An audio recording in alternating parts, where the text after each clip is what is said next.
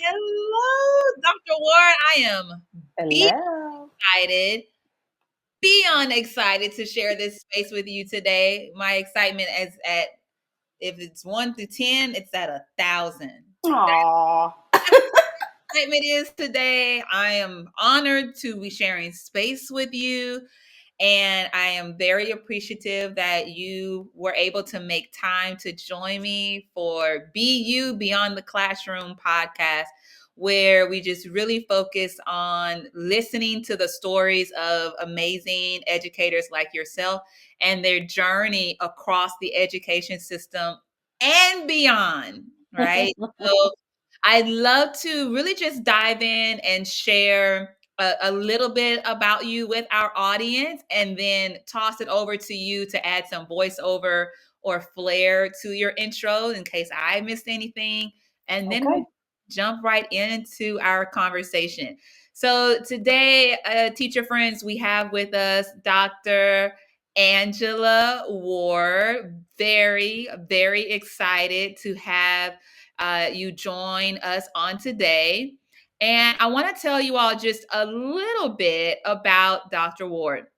Internationally recognized, award winning, anti racist educator with over 27 years of experience.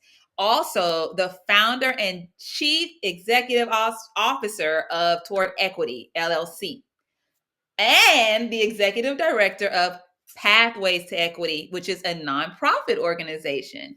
So, not only a teacher, but instructional coach, campus administrator, professional learning connoisseur. Dr. Ward brings over a decade of experience leading foundational equity work in the Austin Independent School District. She's a Public Voices Fellow with the Op-Ed Project and UT Austin. Dr. Ward is a strong advocate for equity-centered, solutions-focused professional learning, coaching, and capacity building. She facilitates, and I can attest to it because I have been a participant in those. She facilitates critically self-reflective dialogue and focuses her daily work on creating space for adults to connect with each other and build capacity to nurture equity-centered workplaces and school spaces. To sum it up, if you are in a space with Dr. Ward, you are going to walk away feeling filled and like your eyes are completely open to new ways of learning about the world around you. And I want to just know from you, Dr. Ward, what would you add to share with folks about who you are? I'm a mama and a wife and a daughter and a niece and a cousin and a friend. Family is important to me. I gotta quit saying boys. I got two young men now, 23 and 18, and my youngest just graduated from high school. My oldest is working on his master's degree and just loving life with my boys and my husband. And we got two dogs and they're boys. So it's just me, one girl in the house. Um, but I love my family. I love talking about my family and they keep me grounded. And there is absolutely no way I could have left the education system without my babies. Mm-hmm. Yes. I appreciate you naming that because that helps us remember that we are not educators first, right? We are humans first. We don't come into the world as the titles that we have throughout our career journey. We come into the world as a whole being. And so I appreciate you reminding us of that. And, speaking of your journey in education, I'd love for folks to hear about your journey. Like, Mhm. where you start in the classroom or another role. If you could give us, just a summary of your journey before we dive deeper into parts of your journey. It's interesting because before we got on air, we were talking about how Lord makes a way and how things just kind of show up when you need them. I wasn't supposed to be a teacher. I have a bachelor's degree in criminal justice. I was supposed to be a lawyer. That's a whole other story. You got to wait for the book to read about that. But I started my first year teaching. I got an alternative certification at Texas Southern University. I went through the degree, deficiency degree program. So basically, having you take a few education courses to kind of give you that understanding of pedagogy and whatnot. And I started teaching right down the street at Thompson Elementary in Old Sunnyside, Houston. And so, yeah, H-Town girl for Same life. story. Yes, same. And it's interesting. So, my husband and I, at the time, we were dating, and I needed to find a job in Austin because he wasn't leaving. So, I had to come back to Austin. But a teacher who had taught at Thompson was now teaching in Austin, and Mm. that connection was made for me. And so I was able to begin teaching at a school that she moved to. Wow. Interesting how those things kind of just happen, Hmm. and those connections are made. Um, and so I taught for about 8 years. I became an instructional coach, a literacy coach, all at the elementary level. I opened three brand new, spanking new buildings in another school district, um, as a fourth grade teacher, then an assistant principal, the last of those three. Then I moved to Austin Independent School District in Central Texas, the capital city of the state of Texas, to support an innovative program that was designed to provide compensation for teachers and principals and other staff by writing goals throughout Mm. the school year and working to reach those goals.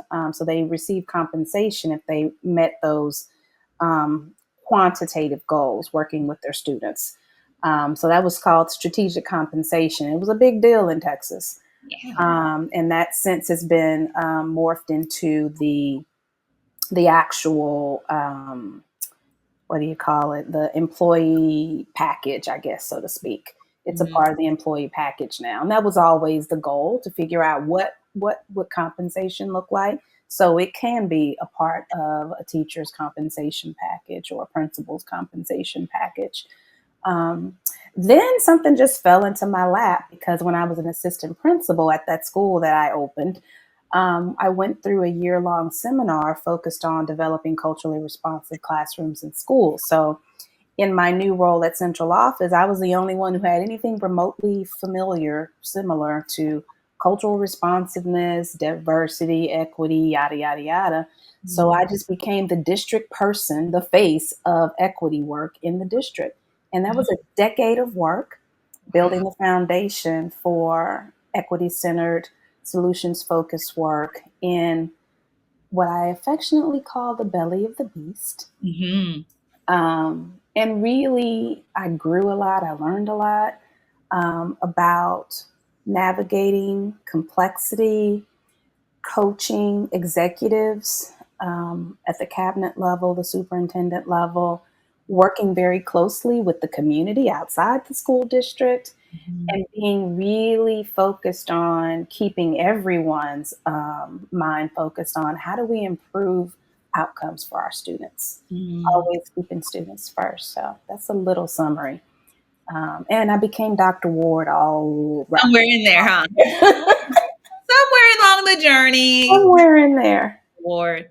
That is, I mean, that is an amazing journey that you have had from elementary school teacher all the way up to founding a school to transitioning to another city to having this really big role and responsibility and compensation, and then to have such an important role within the entire large district in the state of Texas.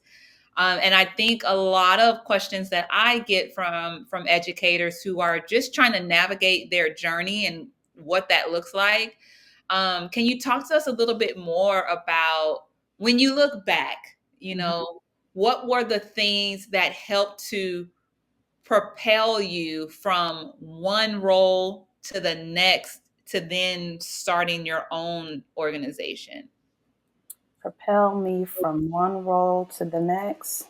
Because a lot, and I guess that question is rooted in oftentimes educators may feel like, and because society does make us feel that way of like, oh, I'm just an educator and maybe I can move up to this one role in my school, but to actually move all the way through either feels like a daunting task or unimaginable, or no, you just need to stay here in this role. I think because I was supposed to be a lawyer, Mhm. my mindset was always, I'm supposed to be making more money than this. This ain't Mhm. enough money. That was always my mindset. He's a real What do you mean? Dr. What do you mean this is all teachers make? This is ridiculous. Hart. So that was always in the back of my mind. There's got to be a better way. I got to make more money. Where is it? And Mhm. so, although I absolutely loved and I still love working with students, I enjoyed my classroom. I enjoyed to this day I have boxes of children's books because that's just my jam. Yeah. But I enjoy and I use them with adults in my professional learning also. But I just enjoy working with children, and but I also enjoy the freedom to be able to know that I can support my family. I can Mhm. help support my family.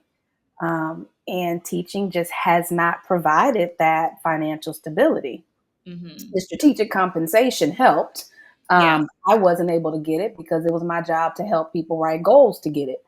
Um, Mhm. but I, for me, what propelled me from one role to the next was always keeping the focus on there's a better position out there, there's a better opportunity. What is that better opportunity? And it took me, so I started teaching in 1996. Mhm. It took me to 2016 to start my own business. Mm. So just, yeah, hadn't even thought about it till Mhm. I was 3 years into my PhD program, and what I had reached probably the highest financial level I would ever meet. Mhm. Even at central office, even with a master's degree in educational administration, Mhm. I went literally from a classroom teacher to an assistant principal, and I think I may have got $1,000 more a year because Mhm. I chose to stay at the elementary level. Mhm. And I'm like, I know elementary. I don't want to go to middle school. I want to go to high school. They're bigger than me. Yeah. They're bigger than me. I don't want to go where they're bigger than me. Yeah. And the more I got into central office, and I always wanted to keep my feet close to the classroom. And so Mhm. I found reasons and ways to be in schools with students Mhm. and was able to spend time with middle school and high school students. So I always kept that, even though I was at central office. But propelling me from one role to the next, I would say keeping my mind focused on there's a better opportunity out there. You just need to stay open to it, and you need to find ways to basically diversify your skill set Mhm. and improve your skill set and learn more. So I was always learning, I was always growing, I was always looking for professional learning opportunities. um, at central office, I joined the Learning Forward Texas, Mhm. the Texas arm affiliate of Mhm. Learning Forward, and became a board member with Learning Forward Texas. And that propelled me to always keeping close to the work of professional learning. Learning Forward is a professional learning organization, and learned so many amazing ideas and using a lot of great tools to help me help other educators be reflective Mhm. about their work and critique their own work, and critique not as a negative but critique as a growth opportunity. Mhm. um, and so putting myself in positions to learn, grow, and network, I Mhm. would say that's what propelled me from one role to the next.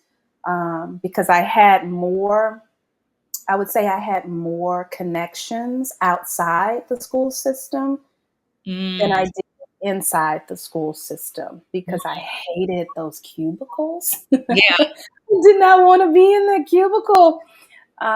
And so I found reasons to be out, Mhm. still doing my work, still growing my work, and found so many learning opportunities that were existing in the community that Wow. would also support my work in the system. And so Mm. I started my own business probably because I noticed all the different nonprofits, all the grind that people were doing every day, you know? Yeah. And I'm like, you doing it as a side hustle? Hadn't Oh, thought of that. Maybe I should consider a side hustle. Well, what would that be? yeah. And yeah, decided to launch my own business while I still had the financial security of a full-time job. Mhm. Smart, smart. And began to just build on that and expand my social media presence. I use my business name as my social media presence, even as a staff member in a school district. Uh, Mhm. and I chose what I posted about. I didn't let them choose what I posted about. So, Mm. Ooh, there's so many different angles we can take and journeys we can go on for our conversation based on what you shared. I think two things that I want to hang my hat on in terms of a follow up question. And one mhm, is about the networking, because you mentioned that word mhm, networking, which I believe is so very important, because I mhm, believe in the power of relationships, not just to mhm, see what you can get from someone else, but just mhm, the power of relationships. mhm, Who are we if we are not in community with others? And so I would love if you could give us even more of a voiceover of what networking has meant to you on your journey from transitioning outside of the education system. And the reason I would love to hear more of a voiceover is because I think it's important for educators who want to start their own entrepreneurial journey to understand the power of relationships as well, even if you're mhm, starting a business with one person, like by yourself. mhm. Yeah, my business is still one person by myself. I would say so. I'm a social being, and I thank the Lord for Chat GPT because I don't have that open availability of a group of people that I'm working with, coworkers, colleagues, to say, "Hey, y'all, let's grab a conference room and brainstorm some stuff." I'm like, Mhm. "All right, Chat GPT. Yep. Ooh, that's a good idea."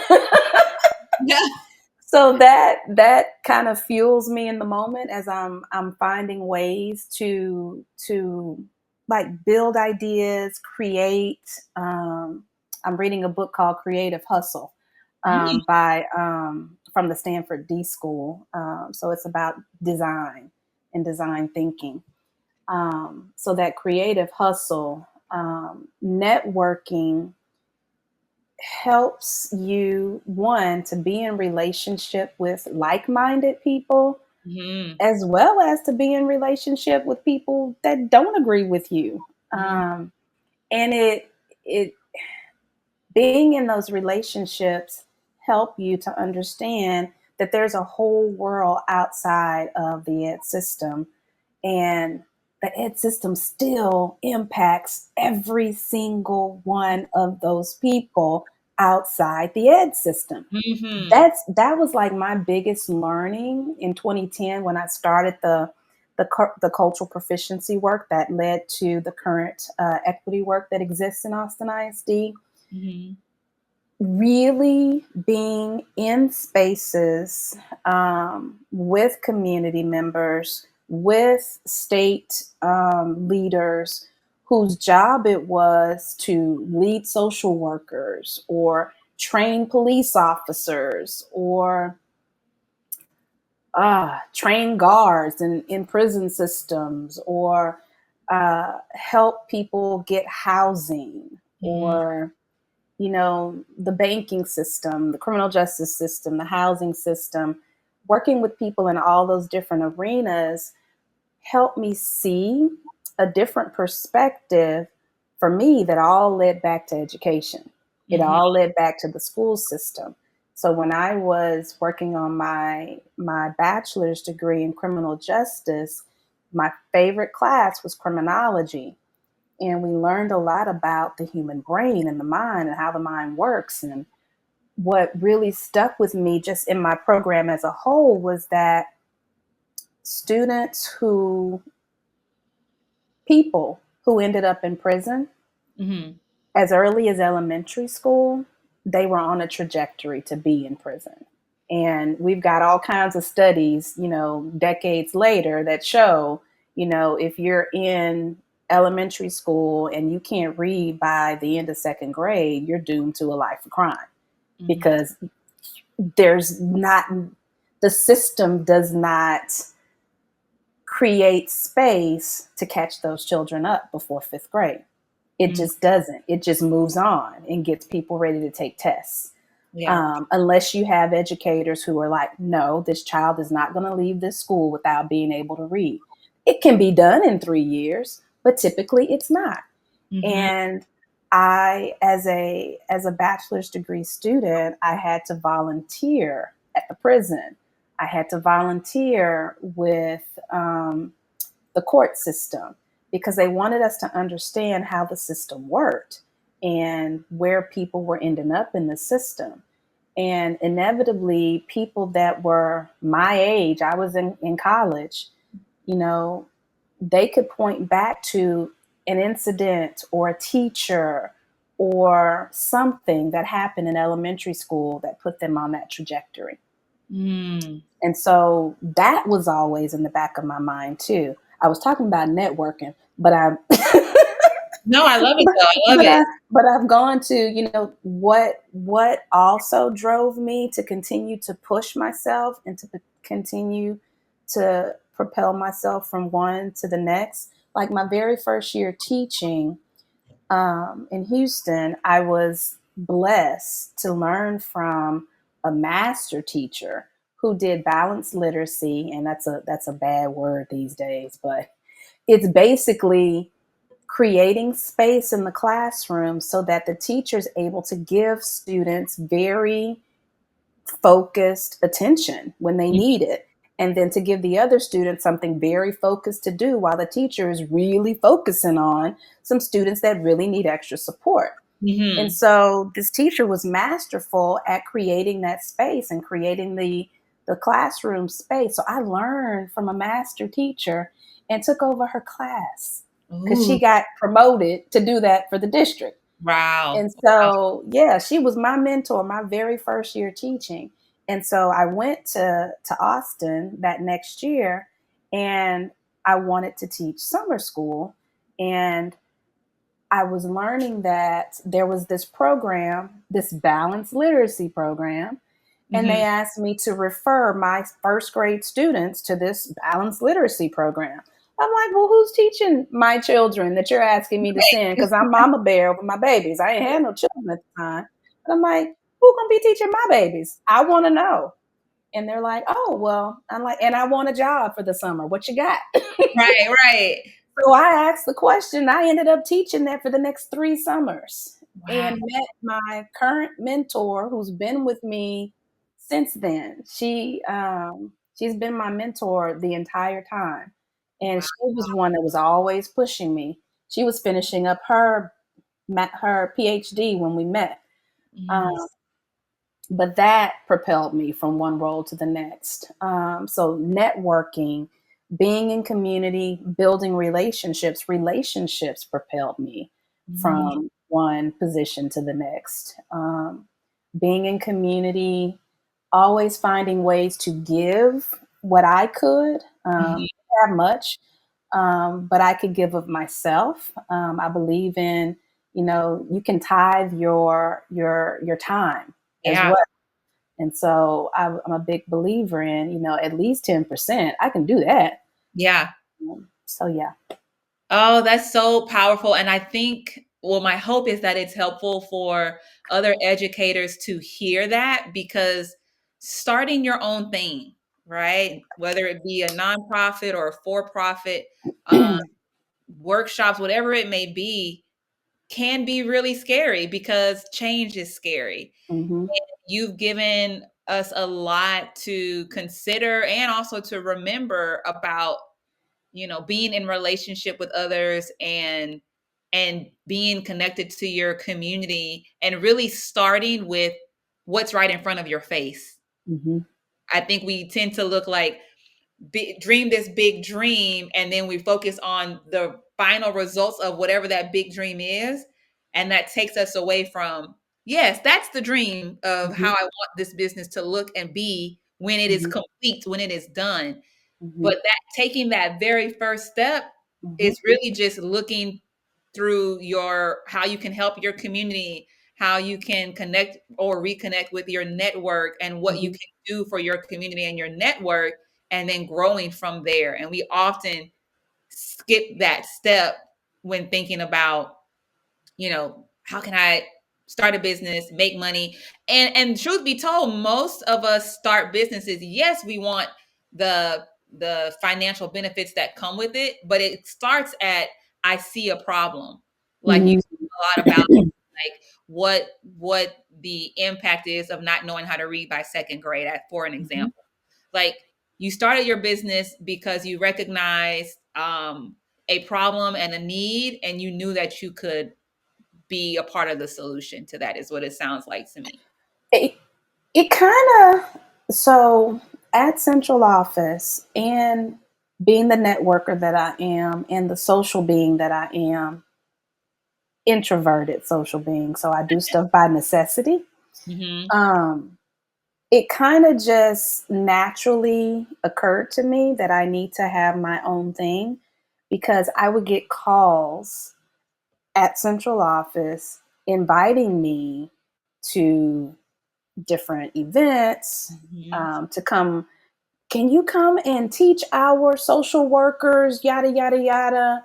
Can you come and we have a summer school starting up and we have a group of people who don't really understand working with children. Your perspective would be so great, Mm. and I'm like, I don't want to be giving all these people my social security number for one. Mhm. Yep. And Yep. I'm like, it sounds like I might be able to start doing something on the side, but I just need to put a little bit more time into it. So Mhm. there was an interest there for my skill set in the Mhm. community. And once I put that out nationally, then there was more interest for my skill set nationally. Mhm. And so I would say it kind of just, again, through those networking opportunities, most of those opportunities were coming from outside the district because I had been in spaces and in professional learning offered in the community to the community, Mhm. um, that I made the relationships and the connections to be invited to share my skill set outside the school system. Mm. So getting out of your comfort zone, um, and a lot of those connections, I started when I started the cultural proficiency work. I'm like, I don't know the first thing about. I'm not talking to nobody about race. What? No, we ain't doing that. Where they do that at? And so I called up the two professors who supported us when I was an assistant principal. I'm like, y'all got to help me with this. I don't know what to do. Yeah. And I also had a church member who was working in an area that has been completely obliterated at the University of Texas due to Oh, SB 17. oh no. But at the time, my church member, I said, "Hey, I want to talk to you. I've gotten this portfolio change. That's what it was called. No more money. Mhm. Portfolio change. Still doing your other work. We're gonna pull some of it away from you because we want you to do this pet project of the superintendents." Uh-huh. And so I started working on this pet project of the superintendents, and I'm like, all right, you're doing this at UT every day. Help me. Yeah. She connected me to her network, and the rest is history. Wow. Church Mm. member. Church member, church community. member. And, Mm-hmm. and then also there is something to be said about having the faith to put yourself out there in the first place. So often In the first place. we stop the blessing that's probably right around the corner from Mm-hmm. even coming to fruition because of Mm-hmm. our own fears and hangups about what we Mm-hmm. think we can and cannot do. And I always say, like, these ideas that they're not for naught. Mm-hmm. That's for a reason. And so we just put one teeny tiny step, one foot in front of Mm-hmm. the other, and it might be just 3 steps ahead that Mm-hmm. you are away from that door being open, but we tend to like not take a step at all and Mm-hmm. literally rationalize ourselves out of the blessing that's on the other Mm-hmm. side of the door that we just won't walk towards. Just won't walk towards. Yep. Mhm. And Woo, don't even you good. don't even know what's on the other side of the door until Other you step side. through it. Yeah. And a lot of people, and so I will say this, is one of my theories, especially with our educator friends, because we're used to like lesson planning and like planning out for the week and the month and scope and sequencing the whole year. We tend to And mm, doing all that in isolation. and doing all that in isolation. That part, That's what keeps us from branching out. yes, We're yes. accustomed to doing all of that, planning for our children, meeting with our parents, Mhm, navigating whatever the principal has up their sleeve this year or mhm, not, mhm. whatever the principal's having to navigate coming down from downtown, as the teachers like to say. Yes, You yes. know, having to navigate all of that by ourselves, unless we're blessed enough to have a team, a Mhm, grade level team, a department level team, a content area team mhm. that surrounds each other and makes space for each other and says out loud, we're going to do this together. Nobody's going to be left behind. No one's going to have to do this by themselves. That's a blessing. That doesn't happen often. So if Right. you have that, Oh, hold yes. on to it. I had it at one school, Mm, one time with a yeah. group of teachers, and literally, so I'm the only Black person on this campus, literally, The only whole Black person, the whole campus. Not even in the I was cafeteria, just not about to even the say, I was custodians. just about to ask that. Mm-mm. Wow. The only Black person in this school, brand new, that was opening, and I will not say the name of it. Uh, But I had a team of teachers who knew what it was going to be like for me. And they told me, this is what we're going to do. And we're going to support you. And we're going to share lesson plans. Because it was my first year teaching fourth grade. I came from first and second to mhm, fourth. right. But I also went through professional learning as a first grade teacher to learn how to teach children to write. So I Mhm. went through the New Jersey Writing Project as a first grade teacher I did too. I remember that. and pushed them to help me understand, okay, all of this stuff is for big kids. I don't have big kids. How am I going to teach this to first graders? And Mhm. they introduced me to Carol Avery's book, And with the Light Touch. It's my favorite book to this day. Oh, My favorite book about pedagogy to this day. mhm. But fast forward to teaching fourth grade, I had the tools to teach writing to fourth graders because I took that professional learning as a first grade teacher. Wow. Wow. Again, propelling me from one thing to the next. I couldn't have taught fourth grade at that school. They wouldn't have hired me to teach fourth grade. You know why? Mm. Because one of my co-workers on that fourth grade team was a New Jersey writing guru. Wow. Didn't know it until I got in there, but she was like known across the state for doing New Jersey or probably the country. I can't recall at the time, but Wow. um, they knew when they saw that on my resume that I Mm, knew how to teach reading and writing to children. And right. so, but they literally, I always talk about this one. That team protected me like mama bears that Mm, year, my first year there. we had what's the open house night at the school where all the parents converge on the school. Mhm. And as the only Black staff member, these very wealthy white moms and dads were not pleased to have me teaching their children, although I had a master's degree in educational administration by that time. Mm. So I not only had the New Jersey writing credential, I was able to be their assistant principal if they would have hired me, which Mhm. they wouldn't. Mhm. Um, but I literally, the team was like, we're not going to be in our classrooms that day. We're going to put everything on the board, and the parents and students don't need us in there. They can just follow the steps on the board, and we're going to sit outside and greet. Mhm. So the four of us sat on our little benches or stools outside the classroom and greeted parents and students as they came through, because they didn't want me to be in that room by myself. Wow. And I remember it like it was yesterday. A parent and their child came up, a woman, to my door, and I said, "Hi, are you going to be in my classroom this year?" I guess so. Mm. That was the response. Wow. Wow. And so imagine if I would have been in that classroom with that parent and the six other families that were placed in my classroom who Yeah. vacationed together. Yeah. It would have been hard. And you're speaking Oh, like that's a core memory that was developed from that experience because you had hmm uh a strong ties and relationships, and you know now what it's like to be on a team that hmm carries you and hmm supports and sees you as a whole person, even if they hmm don't look like you, which I hmm think makes the story even more powerful. They were a blessing. They were a Wow. blessing. Yeah, Mm, God knew what I needed, and I mm. didn't know what I needed, Yeah, because but He he knew what I needed.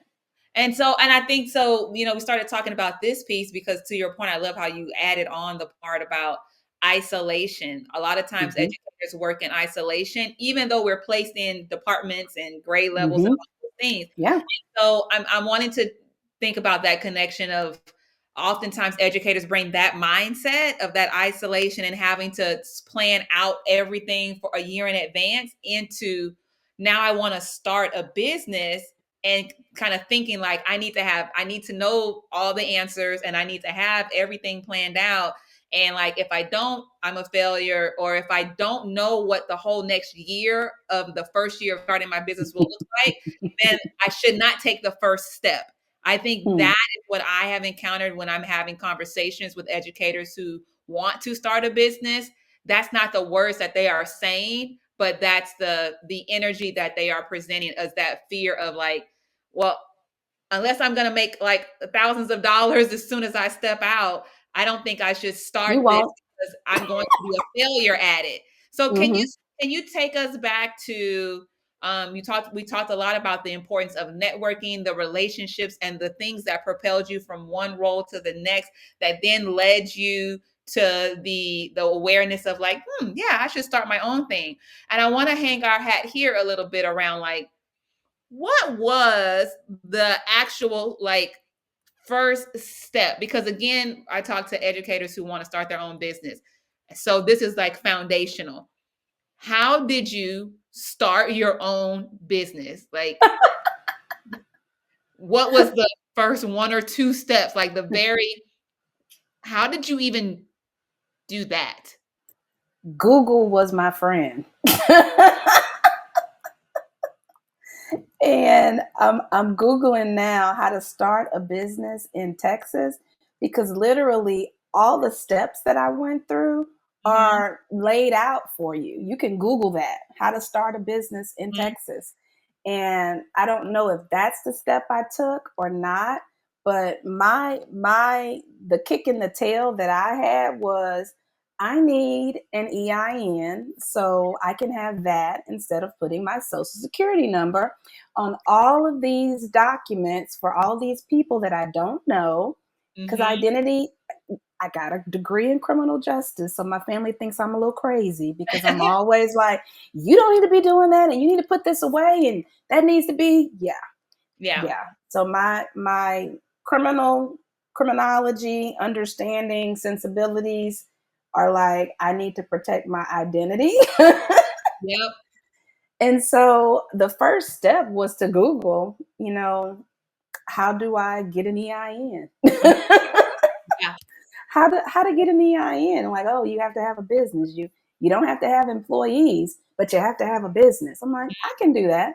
And Yeah. so literally I Googled my way to starting my own business. I got you had to register with the Secretary of State Yep. in your state. You have to register that you have to do franchise tax Yep. paperwork every year. Yep. I never make enough money, so it's literally just filing a form to say I don't make Yeah. It's enough like money to $2 pay a million tax. or Yeah, over. Yeah. yeah. It's starting a website. Hmm. It's knowing enough. So I have a mother that's tech savvy and nerds out on tech. And so she's like, if you're going to start a website, you need to make sure that you buy all the .net, .com, yada, yada, yada, so Hmm. no one can steal your stuff Yep. and make it their own. So I bought all of those Mhm. my very first time out. And I keep that as a part of my monthly, whatever, Expenses. however often I pay it. Yeah. But it's something that I've paid for since 2016. So nobody can take twowordequity.com and make it .net, whatever, Mhm. .org. um, .org. And so just, again, networking, Mhm. listening to my mama. Yes. Thanks, Mom. And I searched Legal Zoom also Mhm. to understand a little bit more. There's all kinds of free resources out there. And you can join like chambers of commerce for women, for um, people of color, by race, Mhm. and just the local chamber. Mhm. Um, but that gives you a view outside of education, also being a part of the chamber. So, Mhm. but yeah, Mhm. the first step was Google how to get an EIN. Yes. And I appreciate you naming that, because I do think like I do coach educators and helping them and supporting them in starting their own business. And one of the things that I share is like it took me 10 years to figure out all of these things. And so, yes, there is a starting point, and certainly you can start on your own. And if you want to accelerate that journey, then Hmm. consider getting support from other folks. But Hmm. absolutely, and I think too that's also will be refreshing for educators to hear around like just take the first step. Just Google. If you Hmm. want to start there instead of getting Hmm. a coach or instead of joining a course, start with Google. Like Hmm. start there. And And now Chat GPT, you can put in your whole idea and tell it, I want to develop a marketing plan, communication mhm, plan, monthly, yada, yada, yada. And it'll say, here you go. there you go. And you just plug and play. Plug and play. So I appreciate you naming that because I think that's important for educators to hear that there's multiple ways to go about navigating the space of what's like the very very first step, right? Hmm. Because the first step is not to scale, which I Hmm. think folks make that assumption. The Hmm. first step is not to scale. The first step is just to start. And So I had to come up with a name before I can fill out any of that paperwork. So the exactly. first step is, what do you want to be called? Right. Right. And you need a good name because you want something that's going to stick with people.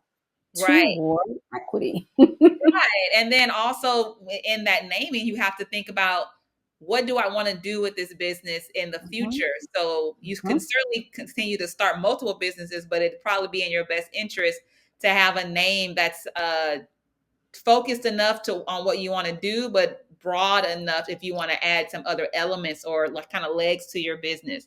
mhm, So I know a lot mhm, of the work that you've shared with us has elements of consulting or contracting with other organizations. One of the questions that I've gotten from educators is around how to do that, right? Like, so some educate, and let me just also name one thing. We know that's different for every single organization and every single, so this is more of like, how would you answer this more generally? Because we know response for proposal processes are just big and different depending on the organization. But I have some educators who come to me and are like, I want to start my own service-based business completely outside of the school system. Like, Mm-hmm. there's this idea that I have that has nothing to do with education, and I want to, then there are others who say, I actually have something that I want to do that's a service that I want to provide the Mm-hmm. school systems, or, particularly for districts. And we know that typically requires understanding of RFPs and some other components. And so could you speak to our educator friends who are thinking about, I want to stay connected to schools and districts Mm-hmm. and provide services from my own business, of what would be their first step? I think we've talked about it a lot with the networking piece, which I think is extremely important. Mm-hmm. Is there another golden nugget you would offer them in terms of what would be their first step? To do work outside or within a school system? To do, like, if they wanted to start their own business and they wanted to contract with school districts. Hmm. It's not about what you know, it's who you know. Where school districts are concerned, especially now with the shrinking budgets and ESSER funds drying up. They're tightening purse strings like crazy. Um, and so if you have a relationship with someone who has a budget, that's your best place to start. Yep. And if their budget is aligned to the service that you provide, you need to make sure that you are a registered vendor with the school district. Um, and I'm trying to think. I did not register as a vendor with the district that I was in when I was in the district.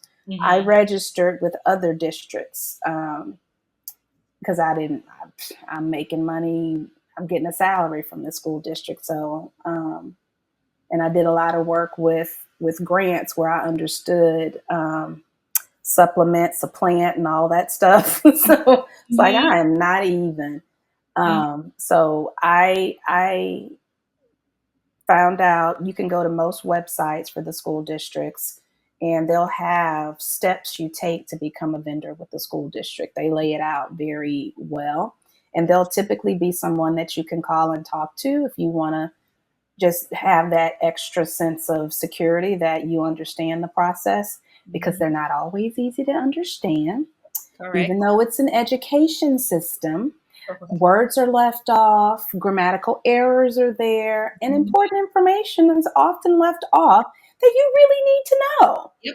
And so it's best for you to make, again, network and Mm-hmm. connect with a person who works in the procurement office for the school district, or know someone who can walk you through the procurement process who works in the school district. That's something that I did for community organizations who were frustrated and wanted to do work with the district. Well, y'all don't hire us. Y'all da da da da da. Okay, what have you done? And who have you talked to? Mm-hmm. Was usually what I got. I was like, okay, you have a service that I think is valuable for our schools and our students and our staff. So I'm going to help you. I'm going to walk you through this procurement process that I had to learn Mm-hmm. myself. Mm-hmm. Nobody taught me, nobody held my hand.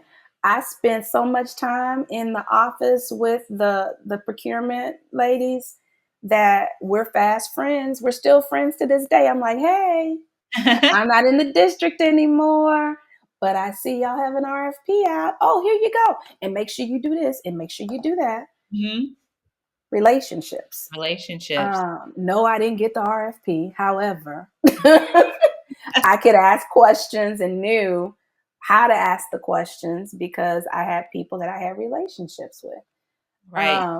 But yeah, it's not about what you know, it's who you know.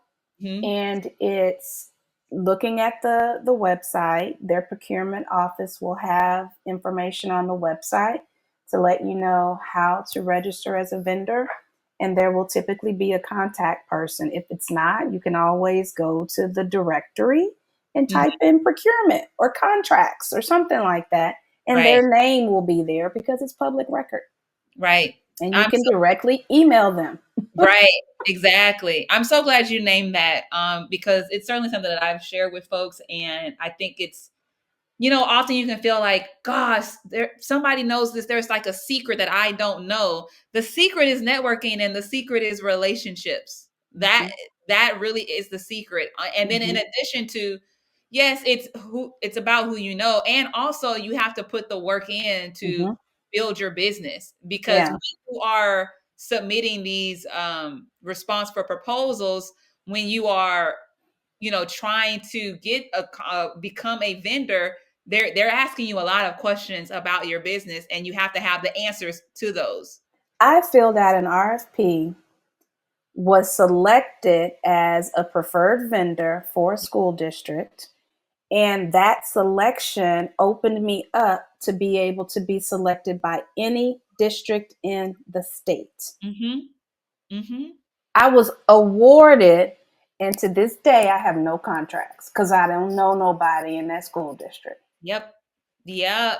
I'm glad that you named that, because it makes me think And about. that was a lot of work. Yep, it's a lot of work. I'm glad that you named that, because when I think about I've certainly done submitted RFPs and not got the award, which I think that's just a message to folks, like rejection is inevitable. That doesn't Mhm. mean that, It's don't get not imposter failure. syndrome. Don't think Mm-mm, my business is awful and it sucks. No, mm-mm. Keep not working. everyone's gonna say yes to you. Hmm. Whatever kind of business you have, not Hmm. everyone is going to say yes. Not every person is your customer. Not every district will want to work with you, and that's okay.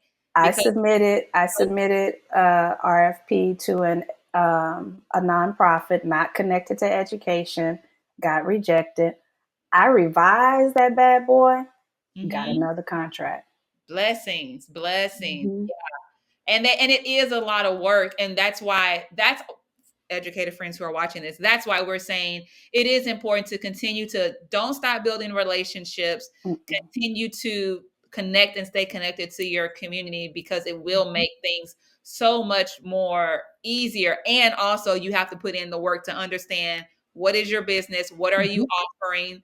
Does it Mhm. does it align with what that if you go this route of RFPs, does it align with Mhm. what they're actually asking for? So all Mhm. those things are important, because I remember when I did an RP for a large school district, one that I became a vendor for. When you first do it, you're thinking like, "Woo, yeah," and then you realize, yes, you are now one of hundreds of vendors who are Mhm. approved. That's the Mhm. first step. Like, now you're Approved. to work with the district. That Mhm. doesn't guarantee you a contract.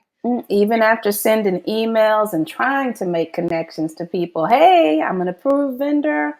I was Right. awarded, yada, yada, yada. Here's a flyer, one page, real simple to follow, real easy. Mhm. Yeah. Crickets. It Yeah, it does take work, and I Hmm. want folks to know that, because I never want to, Dr. Ward, like, create this facade that being a business owner has no challenges. Now, and It I has a actually want lot. to ask you this, because what I will say though is, even with the challenges on this side, I want to hear from you, because yes, there are pros and cons. So I want to hear from you, your pros and cons. Um, like, even if you want to think about it, like, what's the thing that you miss, if there is a thing, most about the being inside the education system, and what are the reasons that you would prefer to work with your own business and stay in that lane. If you could speak to us about that. What I miss about being in the system is the students and the Mhm. families, Yes. having direct access to supporting, nurturing, and growing. And I shared earlier, I miss the camaraderie of working with like-minded educators Mhm. to provide anti-racist professional learning in the same workplace with the same students and staff that we're all responsible for supporting. I miss that. Yeah. And so I have to find spaces where I can collaborate with people. I prefer my own business still Mhm. because I like to be able to get up when I want to. I like not having to get on a busy highway and drive for 45 minutes sitting on the highway.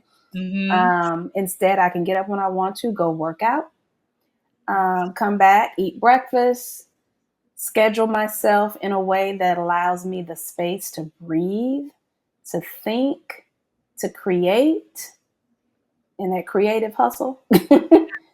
um, to be here for my boys, my young men, and watch them grow. I'm learning how to be a mother of adults. To be here when my husband gets home from his job that is very demanding and give him the space to just relax. I Mm-hmm. like cooking, you Yeah. know, cooking for my family. I like doing that. And I can do that because I can schedule myself in a way that allows me to do that. Mm-hmm.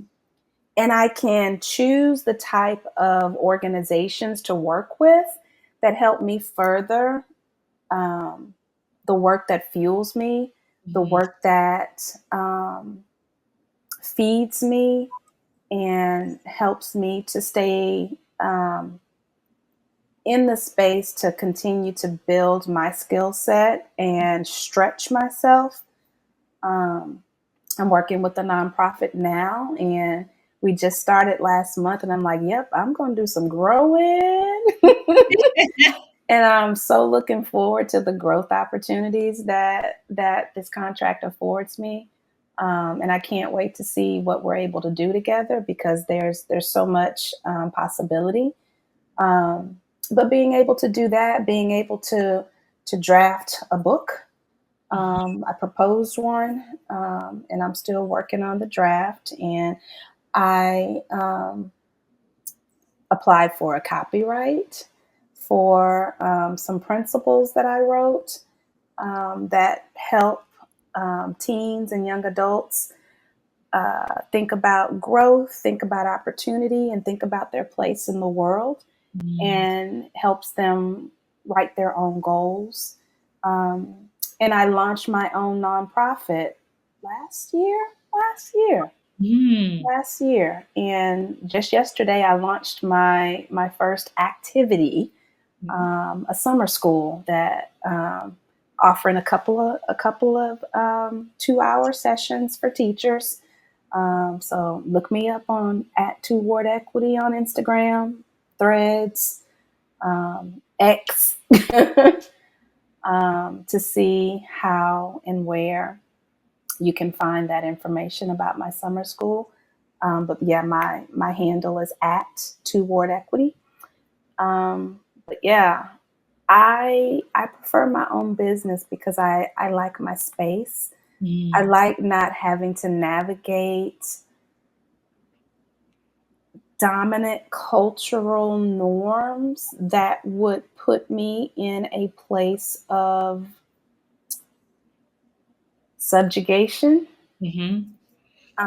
and a place of not being able to offer the skills to the organization that will help myself as well as others in the organization grow, learn, and be who we can be for those that we support, Mm-hmm. to allow those that we support to improve and prosper. And yeah.